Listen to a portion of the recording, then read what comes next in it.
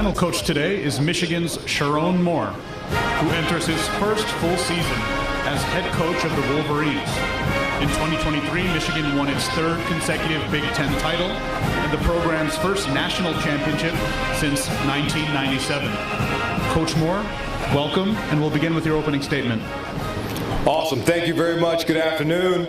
Very humbled and excited to be here to represent the great University of Michigan, our football program, our players, our coaches, our staff.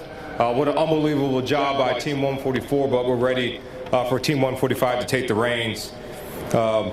Really excited to be here in Lucas Oil Stadium, a place we look forward to trying to strive to end the regular season here. Humbly blessed to be able to be here the past couple years and look forward to working our process to continue to do the same. We're here with three outstanding young men, leaders on and off the field for us. Makari Page, safety. Max Bredesen, tight end fullback. And Donovan Edwards, running back. All three of these guys have made tremendous plays on the football field for us the past 3 years and look to do the same this year. But more importantly, elite people, elite students, and game changers off the field. Team 145 has really done a really good job up to this point and taken the necessary steps to be elite, to do all the things that we set out to do. Win the big games, beat our rivals, beat Ohio State, win the Big Ten, go to college football playoff, and win it. For us, that's something we strive to do. Tough, smart, dependable, relentless, enthusiastic, and together is how I describe our team. We're going to do everything we can to strive for perfection. Everything we do every day is a process, and we'll continue to strive to do that. And we'll continue to do that with contagious enthusiasm unknown to mankind. Look forward to hearing the questions. Coach, we got first row right in front of you here. Hello, Coach. Nick Hamilton, Nightcast Media. Wanted to just ask you, obviously, coming off a national championship, you guys go from the hunters to being the hunted. How do you adjust that mentality now that you all are the hunted to be able to achieve your goals and be able to go further during the season? Yeah, for us, it's about getting better every day, and we're always hunting. Regardless if people are coming after us, we're coming after them. So for us, we're not in the mentality of sitting back and waiting to see what goes on. We're going to attack our process. We're going to work our tails off to make sure we're doing the best things we can possible, the way we know to be successful. On your back left in the back row. Tom Crawford, press pass, Fox 47 Lansing. Sherrone, appropriate question for you, offensive line. Obviously a position of strength last year. You lose all five guys plus one. Yet this year's offensive line, a lot of high expectations. Curious to know what keeps you awake at night, what excites you the most, particularly at the tackle position. Yeah, the thing that keeps me awake at night the most is my 4-year-old daughter kicking me in my back. But besides that, just making sure that our culture, that our alignment stays the same. Our players have done an outstanding job of keeping the culture, keeping the togetherness, the brotherhood, and really it's a testament to them. Bringing in the right staff was a huge piece for us, bringing in the right people. Coach Newsom has done an unbelievable job mentoring and leading our offensive linemen.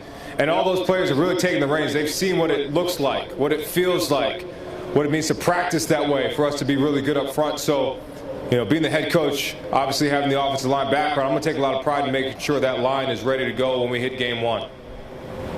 Second row on your right side, Coach. Hey, Coach. Will Decker, LA Football Network. I'm not going to ask you to name a quarterback, but I was wondering if you could tell me about Alex, Jack, and Davis and what makes them all viable options to be the starter come week one. I mean, all those guys have all the attributes you need to be a successful starting quarterback at the University of Michigan and a lot of other universities. And we're super blessed to have all those guys. Everybody has their own traits and their own things that make them a little different. But I think the number one thing we're looking for out of any guy that is our starting quarterback is, one, that they're a playmaker, that they can make plays, that they'll make the right decision, they'll take care of the football, and that they want to win, and they'll do anything for the team to win. So really we're going to look for those attributes and then go from there. In the back, coach, slight left. Hi, Sharon. Bill Rabinowitz from the Columbus Dispatch. You hired Tony Alford away from Ohio State, and then later Aaron Dunston. Can you kind of talk about that process and what they bring to you guys?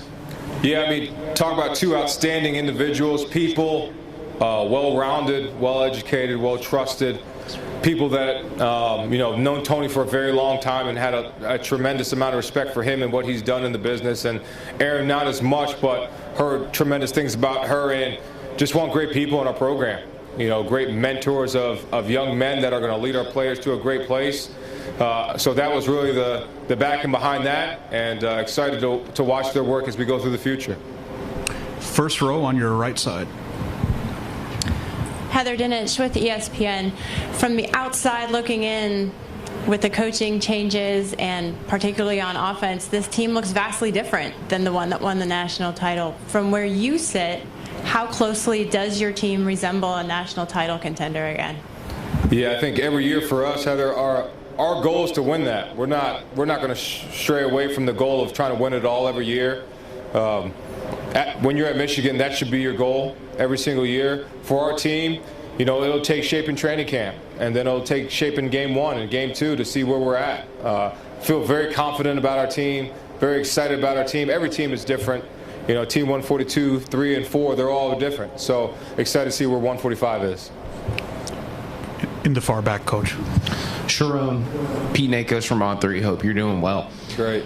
Talking about the quarterbacks, what is the timeline of trying to prepare for the season and naming a starter? Do you expect it to carry over into the season? And what is your ideal timeline when making that decision? Yeah, I think the ideal timeline is when we feel like we got the guy that's going to help us win. There's not really a date. It's not really a time.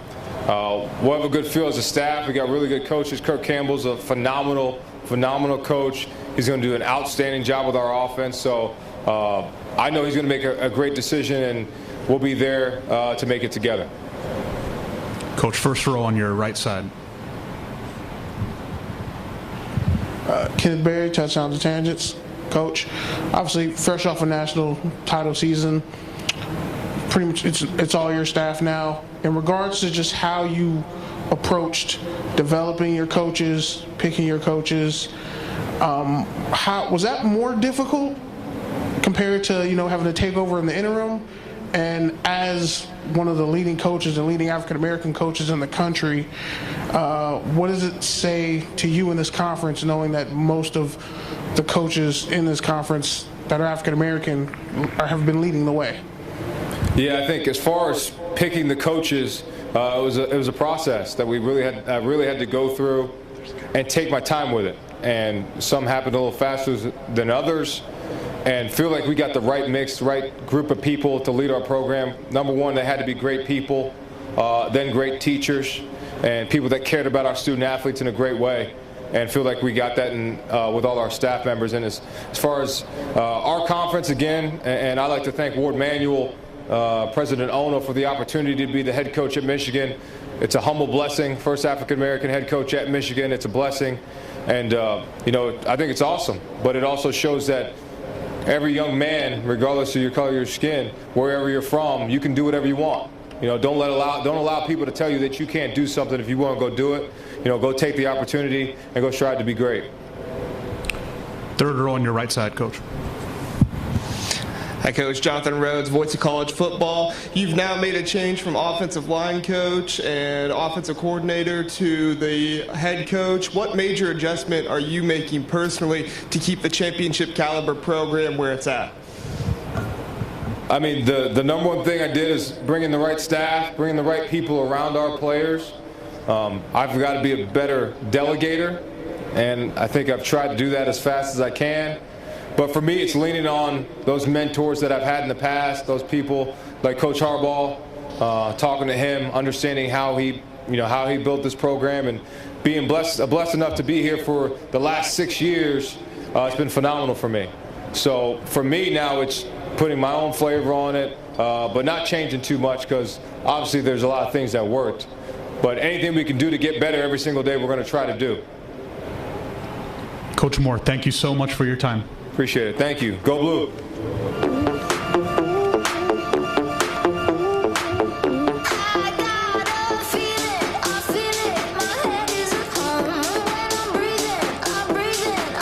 This concludes Big Ten Football Media Day's open meeting.